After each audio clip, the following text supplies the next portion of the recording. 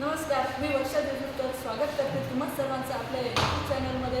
आणि आज आपल्यासोबत स्पेशल गेस्ट आलेले आहेत. संपूर्ण महाराष्ट्राला त्यांची ओळख आहे आणि पालघर मतदारसंघाचे आदरणीय खासदार श्री हेमंत विष्णुजी सावरा सर आपल्यासोबत आहेत. सर नमस्कार. सर तुमचं खूप स्वागत आहे. आणि सर सर्वात प्रथम मी आपल्याला खूप अभिनंदन देऊ इच्छिते की आपल्या मतदारसंघातील सूर्यमाळ येथील सरपंच मॅडम सौ गीता गवारे यांनी आज दिल्ली येथे सशक्त पंचायत मैत्री अभियानची राष्ट्रीय कार्यशाळा झाली आणि त्या कार्यशाळेत त्यांनी संपूर्ण महाराष्ट्राचं प्रतिनिधित्व केलं आणि आपल्या मतदारसंघातून त्या आहेत आणि त्यांचं काम पण खूप छान आहे सर.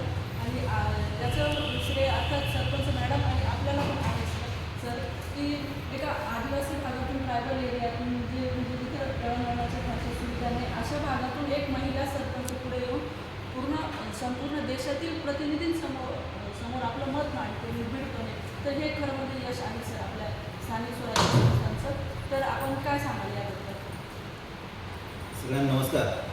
खरं तर खूप अभिमानाची गोष्ट आहे की राष्ट्रीय स्तरावर महिला परिषद जी होते त्यामध्ये पूर्ण भारतातल्या महिलांना एकत्रित बोलवलं होतं आणि त्यामध्ये महाराष्ट्रातल्या 26 ग्रामपंचायतीच्या सरपंच आणि ग्रामविकास अधिकारी ज्या महिला आहेत त्यांना स्पेशली इथे इन्व्हाइट केले होते.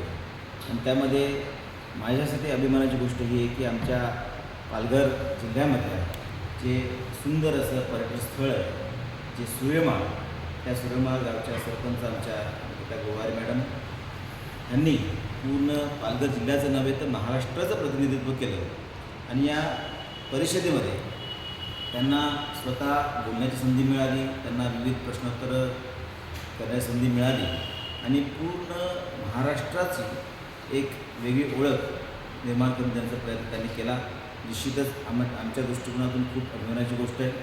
आणि या निमित्ताने एक राष्ट्रीय स्तरावर महिलांना प्रतिनिधित्व देण्याची संधी आपल्या देशाचे पंतप्रधान नरेंद्रजी मोदी यांच्या माध्यमातून सर्व महिलांना मिळालेले आहे. आणि निश्चितच आपल्या सरकारचे जे धोरण आहे महिला सक्षमीकरणाचं, महिलांना पुढे आणलं पाहिजे, नेतृत्व गुण विकसित झाले पाहिजे, ह्या दृष्टिकोनातून विविध जे उपक्रम तयार केले जात आहेत त्यामधलाच हा एक भाग असं मला वाटतं. निश्चितच लखपती दिदी असेल किंवा महिलांना 33% आरक्षण हे लोकसभेमध्ये विधानसभेमध्ये 2029ला मिळणार आहे. विविध क्षेत्रामध्ये महिलांना खूप चांगलं प्रतिनिधित्व करण्याची संधी त्यामध्ये मिळते. आणि त्यामुळे निश्चितच आपल्या समाजाचा, राज्याचा नव्हे तर पूर्ण देशाचा अतिशय महत्त्वाचा गाभा जो आहे आणि घटक आहे तो महिला आहे. आणि त्यामुळे आताही परवा महिला दिन साजरा झाला.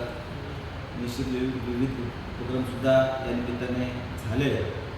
आणि आपल्या देशाच्या माननीय महामहिम राष्ट्रपती हा सुद्धा एक आदिवासी महिला आहे की आपल्या पूर्ण देशाचं हे प्रतिनिधित्व करत आहे.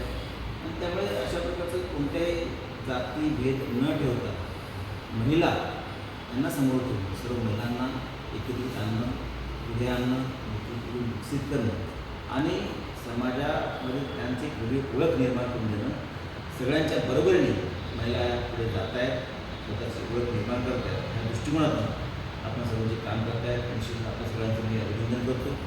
आणि तुमच्याकडून एक तुम्हाला आवाहन करतो की या निमित्ताने आपण राष्ट्रीय स्तरावर आपापल्या जिल्ह्याची प्रतिनिधित्व या निमित्ताने केलं.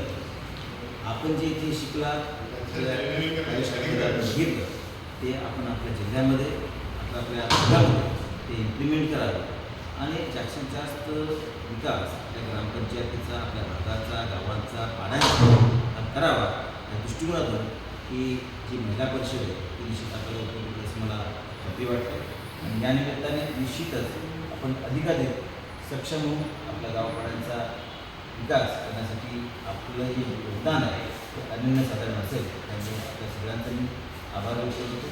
आणि दिल्लीमध्ये तुम्ही आलेल्या आहेत, आपल्या देशाच्या राजधानीत तुम्ही आलेल्या आहेत, त्याच्यामुळे अशा ठिकाणी तुम्ही येणं हे अतिशय सार्थक झालेलं असं मला वाटतं. त्यामुळे सगळ्यांचे आभार.